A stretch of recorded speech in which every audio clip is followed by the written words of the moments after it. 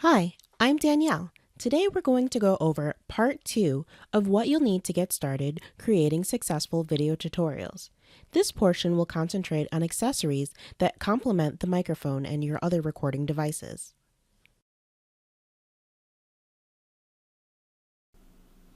All three of the microphones that I've shown you do come with their own stands out of box, as I mentioned earlier. But if you're like me, you have limited desk space, so I actually went ahead and purchased a different kind of stand, a boom stand.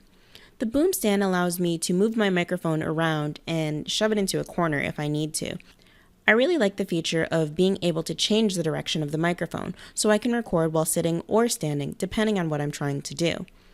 It screws down with this clamp to the base of a table or a desk, whatever you've got going on for where your computer is. So I like that. Mine actually is connected to my printer stand.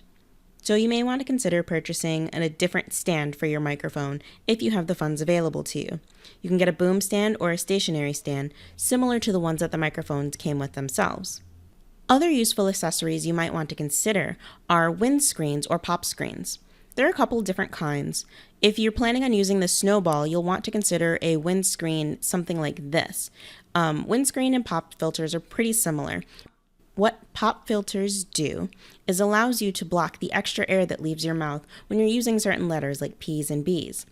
It avoids that little bit of feedback that you might get with an unfiltered microphone.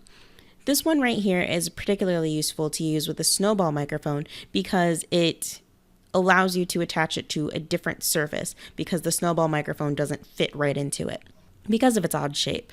It would also be good to use with the Cyber Acoustics microphone as well.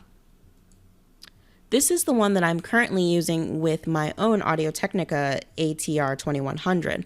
I like it because it gives you the option to stick their microphone into the clamp itself, and then the clamp has the windscreen attachment in the front.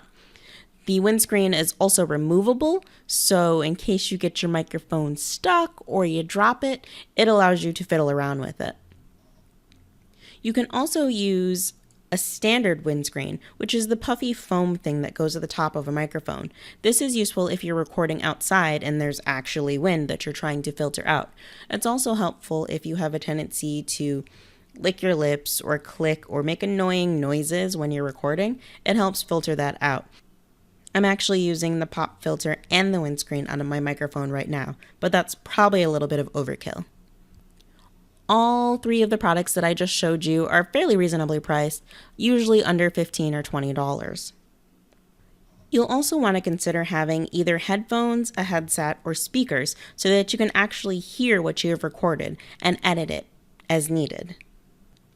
Headphones, headsets, and speakers are something that people usually already have, so I didn't feature any of these particularly in this video because you've already got something lying around on your desk most likely, so you can use what you already have. There's nothing fun or exciting that you need to go out and purchase for that.